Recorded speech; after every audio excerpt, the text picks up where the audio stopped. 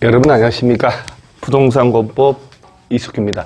우리가 지난주 동안에 매일매일 중요한 기출문제 두 문제씩 올라간 거 밴드로 풀어보셨단 말이에요. 그래서 해설이 지난주에 처음 들어갔고 이번 주에는 이제 두 번째 주 하나씩 문제를 여러 번 읽어 놓으셔야 돼요.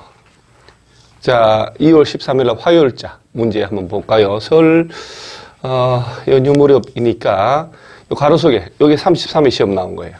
자, 이런 것들이 기초적인 문제입니다. 용적률 최대 한도, 용적률. 주거 지역은 준주거가 제일 높으니까 500%. 계획관리 지역은 도시 지역, 외 지역은 전부 80인데 그 잘난 계획관리 지역은 100%까지. 농림 지역은 80%까지. 이게 이제 33회 시험 나온 거니까 이런 식의 문제도 언제든지 핸들링이 돼야 돼요. 그래서 정답은 간단하게 3번. 그 다음에 2번 문제 보면 건폐율 최대 한도가 여러분 제가 팁을 하나 이렇게 드리면 이런 식으로 용도 지역을 3개나 4개 넣어놓고 건폐율이나 용적률 낮은 것부터 높은 거, 높은 것부터 낮은 거 라는 문제 나오면 제일 쉬운 거예요. 낮은 지역부터 높은 지역으로 옳게 된 거, 요렇게 되는 거, 요렇게. 그러면 항상 상업지역이 제일 높아요. 상업지역 중에는 중학교 1학년 유건이 해서 건폐율도 마찬가지예요. 9, 8, 87, 1500, 1300, 1100, 900이니까 요 상업지역, 용도지역 뒤에 상업지역 아닌 용도지역이 있으면 건폐율이고 뭐고 용적률이고 다 틀린 거예요. 그러면 낮은 거 높은 거니까 중심 상업지역인데 일종 전용, 유통 상업인데 준공업, 일반 상업인데 준주거, 일반 상업인데 나머지 모두. 그럼 정답 무조건 5번이 되는 거예요. 그래서 건폐율이나 용적률은 거꾸로 높은 것부터 낮은 순서로 제대로 된 게 골라가면 상업지역인데 요 앞에 상업지역이 아닌 용도가 있으면 이건 또 다 틀린 거예요. 그러니까 하수들은 몇 프로 이러고 있는 거거든. 시간을 많이 깨먹으라고 하는 문제예요. 이런 것들은 완전히 주는 문제라고 생각해버려야 돼요. 그래서 건폐율이든 용적률이든 순서를 이렇게 물어보면 어쨌든 상업지역이 제일 높다. 그래서 만약에 높은 것 낮은 순으로 그러면 상업지역 앞에 다른 용도지역이 있다. 그 다음에 낮은 거 높은 거 상업지역 뒤에 다른 용도지역이 있다. 무조건 틀렸다. 근데 상업지역이 2개 정도 나오면 어떡하냐. 그거는 중학교 1학년 유건이라는 순으로 외우면 또 해결이 다 되는 거예요. 그 다음에 이제 준주거지역 500%, 70%. 이건 완전 주는 문제죠. 자, 그 다음에 수요일 날, 14일 날 용도지구. 우리 34회 시험이죠. 옳은 것은 집단 취락지구는 수도 없이 얘기를 해요. 수도 없이. 개발제한구역 안에서 취락을 정비한다. 둘 중에 하나 아닙니까? 그럼 복합개발지능지구. 원래 개발지능지구가 주, 산, 관, 복, 특 이 5개인데 아니 개발을 집중적으로 하려고 하는 건데 상업지역이 들어가면 안 되죠. 상업지역 들어가면. 상업지역은 벌써 용적률이 높아서 다 개발되는데 따라서 복합은 주거, 공업, 유통, 물류, 관광, 휴양기능 중 둘 이상 집중적으로 개발 정비할 때 이런 문제를 틀렸다. 가슴에 손을 얹고 통렬하게 반성을 하셔야 되는 거예요. 스스로 관대하게 할 이유가 전혀 없다는 거. 이런 정답은 1번. 자, 그 다음에 자 복합용도지구 지정안. 이건 뭐 진짜 여러 번 냈으니까 11 계획. 11 계획인데 1 계획 관리지역인데 요 1이 일반 주거지역, 일반 상업지역, 일반 공업지역, 일반이 3개가 들어간단 말이에요. 그래서 1주 10 계획관리 이렇게 외우세요. 일반 주거, 일반 공업 계획관리, 1주 10 계획관리지역. 그래서 이것도 이렇게 낼 수도 있고 지문으로 낼 수도 있다는 거예요. 지문으로. 일반 상업지역에서 계획관리지역을 지정할 수 있다 하면 틀려버리는 거예요. 그래서 일반 주거, 일반 공업, 계획관리지역. 일반 상업이 아니고 일반 주거지역이라고 해야 됩니다. 1주 10. 일반 주거, 일반 공업, 계획관리. 10번을 반복해서 외워놓고 다음 파트로 넘어가시기 바랍니다. 따라서 이렇게 시험 나왔으니 다음에는 이걸 풀어서 낼 것이다 하는 거. 자, 목요일 날 문제. 용도지구 세분된 거, 바르게 연결된 거 골라봐라. 보호지구 역중수행, 역사문화환경, 중요시설물, 생태계, 콜. 정답, 기억. 방제, 시가지 방제, 자연 방제, 특정 개발 방제, 말이 안 되죠. 경관, 자식특, 자연 경관, 시가지 경관, 특화 경관지구. 취락은 자연 취락하고 집단 취락지구. 농어촌 취락이 없죠. 따라서 정답은 기억. 이런 문제 틀려야 됩니까? 여러분들? 말이 안 되잖아요. 말이 안 된다는 거. 자, 또 이번 문제. 자연 취락지구. 이게 지금 여러분이 31회 시험 나왔으니까 4년 지났어요. 35회 시험은 또 나올 때가 됐단 말이에요. 자연취락지구에 건축할 수 있는 건축물에 해당하지 않는 것은 4층 이하다 해가지고 자 이렇게 나오죠. 아유, 단독주택은 무조건 이건 말이 안 되죠. 허용이 되는 거죠. 마을회관, 한의원은 일종 건생 아닙니까?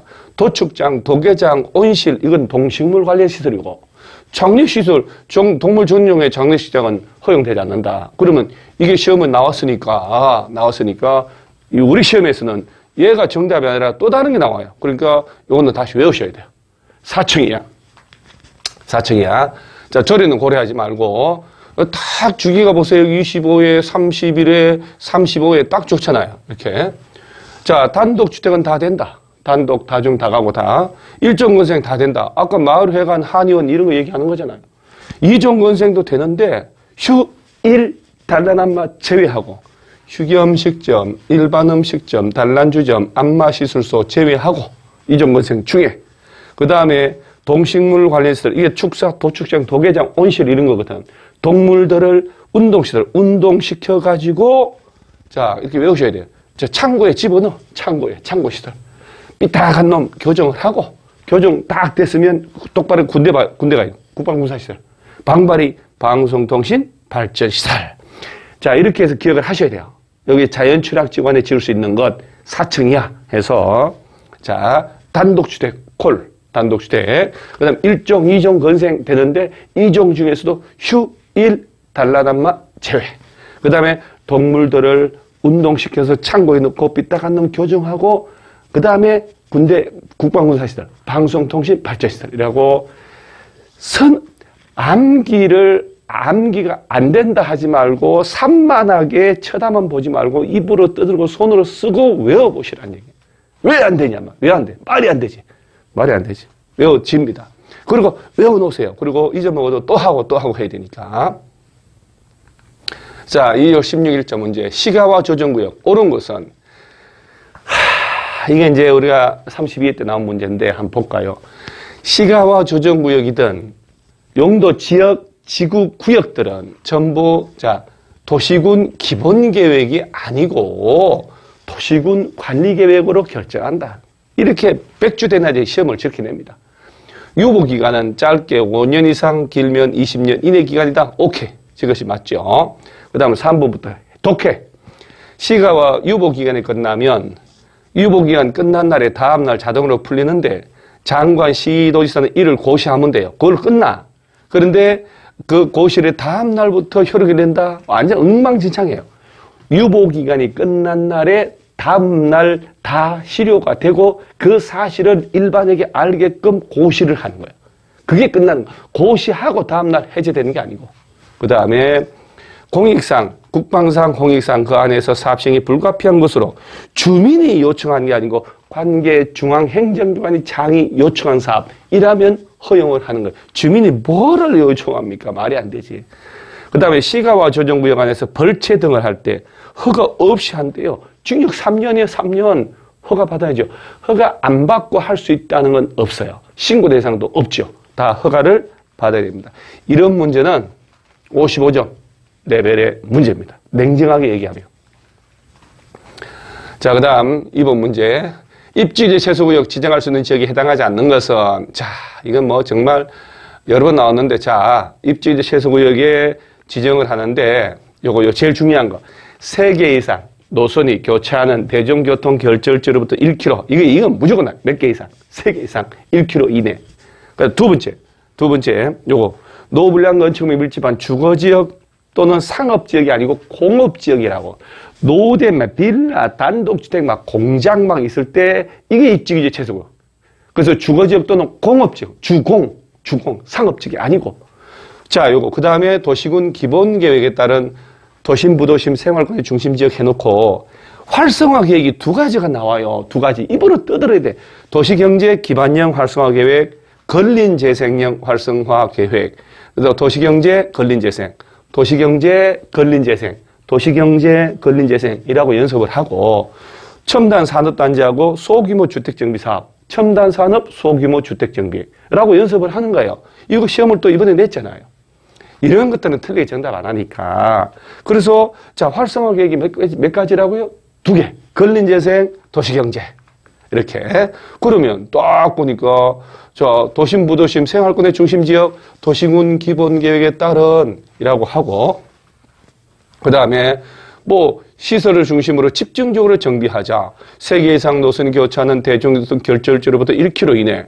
자, 노후불량 건축물 밀집한 주거지역 또는 공업지역. 그 다음에 근린재생형 활성화 계획 수립한 도시경제 활성화, 근린재생 활성화, 도시첨단 산업단지, 그 다음 소규모 주택정비사업. 얘들 대상으로 지정한다. 입으로 고리 만들고 떠들고 해야 돼요. 이 정도 레벨이 풀려야 우리가 이제 문제가 기본적으로 좀 한다. 이런 말을 하는 겁니다. 자, 이게 지금 여러분, 입주규제 해소구역 내용인데, 이제, 일주일치를 다 했는데 말이죠. 이게 밴드에 올라가면 여러분 손가락이 없습니까? 도대체가 이게 공부라는 게 성인데 매일매일 두 문제 올라가는데 답 좀 달고 이렇게 좀 해야 되는데 이게 이렇게 열심히 공부하거든요. 이런 좀 올리세요. 자극이 되게끔. 얼마 보기 좋습니까? 성의가 있어 보인다니까. 성의가 이렇게 일주일에 매일 두 문제씩만 풀어가지고 35회 시험 꼭 합격하시기 바랍니다. 화이팅! 여러분은 믿으시기 바랍니다. 수고 많으셨습니다. 자요, 댓글 이런 식으로 꼭 증거, 흔적을 남겨주시기 바랍니다.